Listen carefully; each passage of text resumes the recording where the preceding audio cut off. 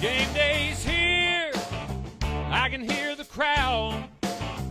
Turn on the lights, fans are cranked up and loud. Red or blue, we wear it proud. Yeah, we love our teams in this border town. Chiefs and Royals, Boo Mizzou, Rock Chalk, Jayhawk, KU.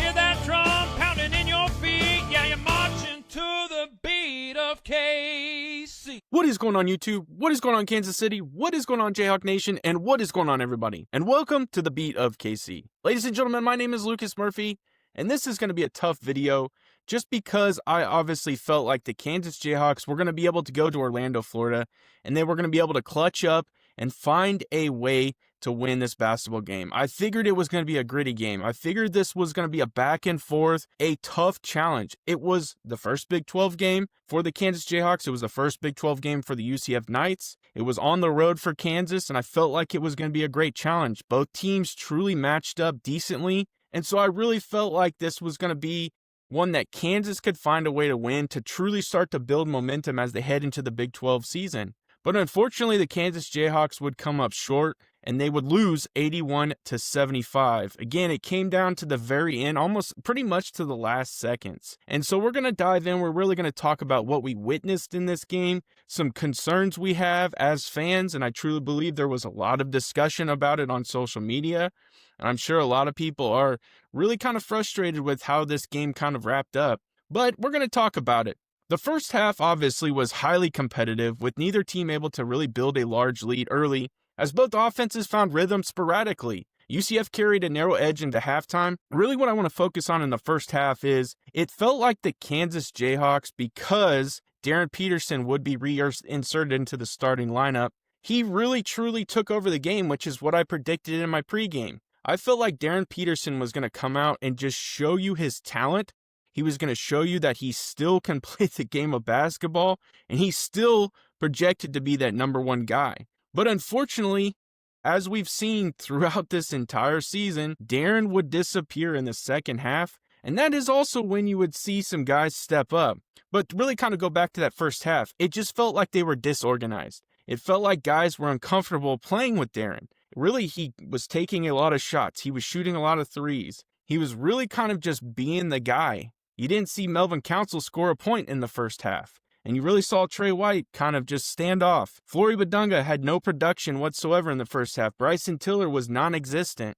But as things started to shift, this team did start to feel the pressure. And really, as we saw, in the mid-second half, UCF created separation with a decisive 12-2 run. That was hurtful. That really felt like the game was going to get a dagger, and you felt like the steak was cooked. But Kansas would find a way, and honestly, they did a 9-0 run, and really that was led by Melvin Council Jr. And again, Darren Peterson was on the bench. Melvin Council stepped up in a massive way, and we'll talk about him more specifically from an individual standpoint here in a little bit.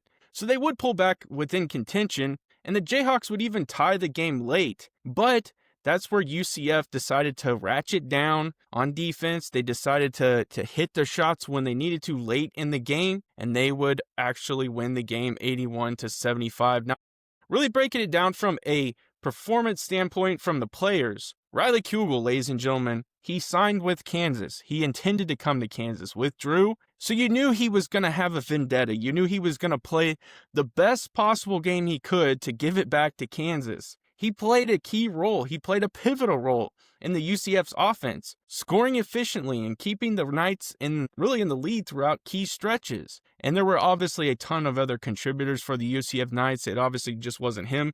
I believe they have 4 players that scored in double digits. UCF really shared the ball well, with several players contributing not only in the points aspect, but spacing the floor, keeping the up-tempo.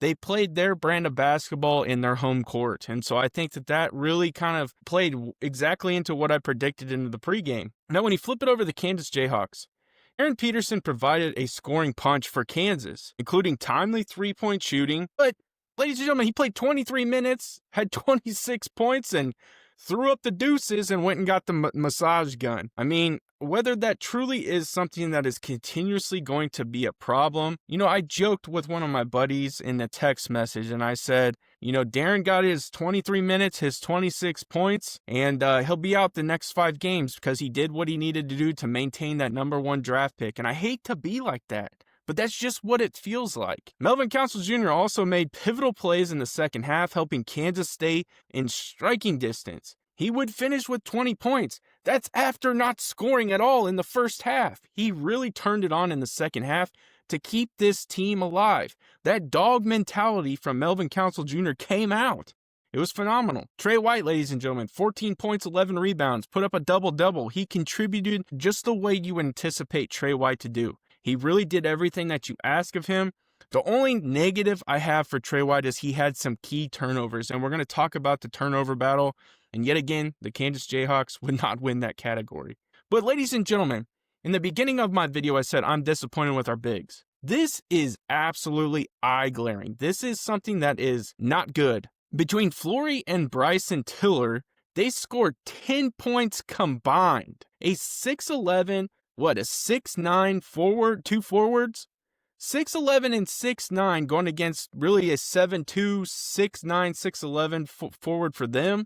They managed to score 10 points and had 13 rebounds. Now, the rebounds are not terrible, but the fact that those two combined scored 10 points, that is something that is glaring, and that, man, I would say Bill Self, I haven't heard a post-game, but I'd be curious what he has to say about his bigs, and he's been pretty critical of his bigs. I know specifically on the glass, on the offensive side, but we'll have to see what he has to say about this game, specifically from his bigs. Now, when you really kind of get into the advanced metrics, is what I would refer to them as, turnover and possession efficiency. Really that turnover differential. UCF only committed 6 turnovers.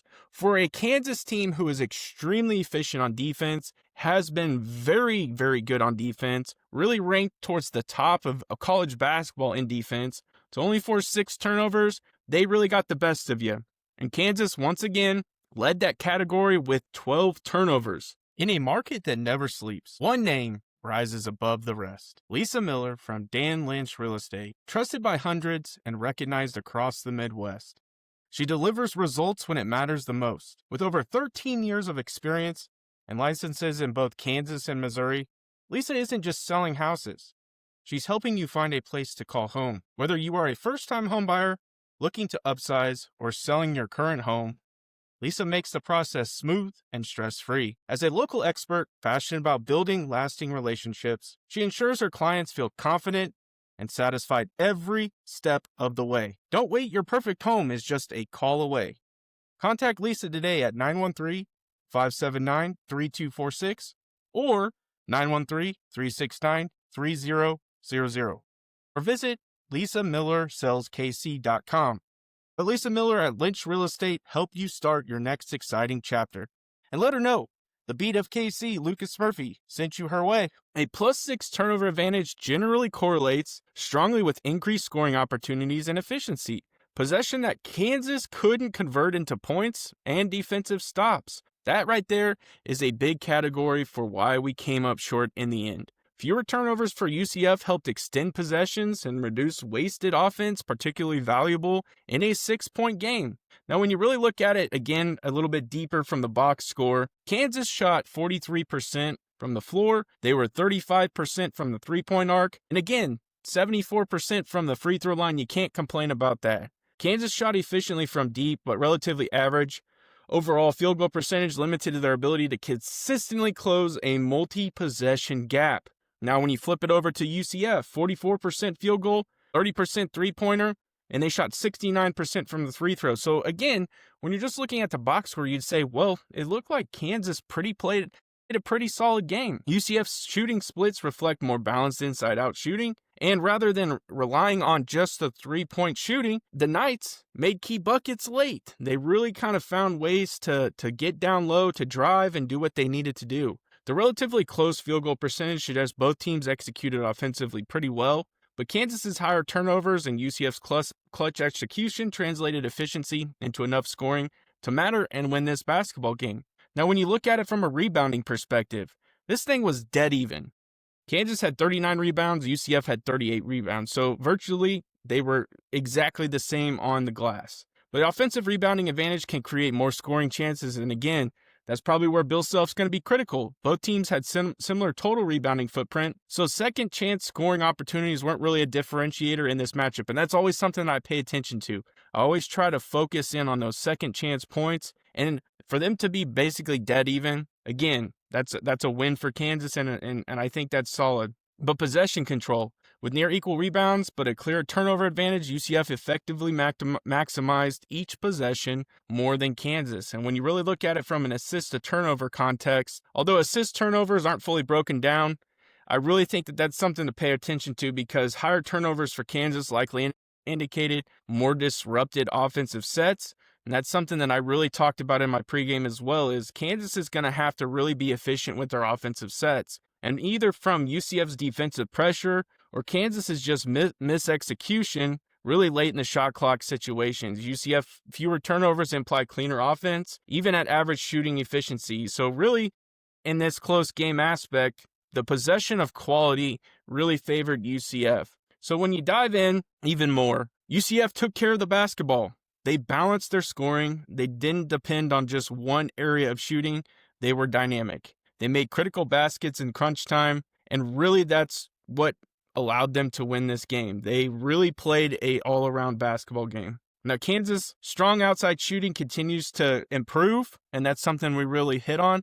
But then again, you start to hit the red box. Turnover issues eroded potential momentum swings, struggled to convert defensive stops into transition points. Really, Kansas' offensive impact was muted. Relative to the efficient potential of their shooting was good, but not impactful enough given the turnovers and the fact that their key player just did not contribute really at all in the second half. So kind of wrapping this thing up, the 12 turnovers for Kansas is really what did it for me. And I think if you look at everything else which we talked about, it was pretty clean across the board.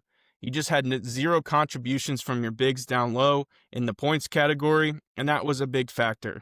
And also to the fact that Darren Peterson did not play a chunk of the second half when he was really just lighting it up. I mean, the guy absolutely went off in the first half. And so really that's what caused this game to favor the UCF Knights. It's going to be interesting to see how they rebound and move forward from this game, because it's just going to keep coming, ladies and gentlemen. The Big 12 season is here, and Kansas is going to have to find some grip. They're going to have to find some footing, and they're going to have to get back into this thing because the Big 12 gauntlet is going to be tough. It's going to be a challenge. You know, I got to watch Texas Tech play. They are a very talented team. I've seen Iowa State play this year. They are talented. I watched a little bit of the BYU K-State game while Kansas was playing, and BYU looks very well-rounded. There's going to be some tough teams. Arizona's another one I've watched, and they, again, are very well-rounded. They play very talented basketball. Kansas is going to be up for a challenge, ladies and gentlemen, and they really needed to get this victory, and they came up short.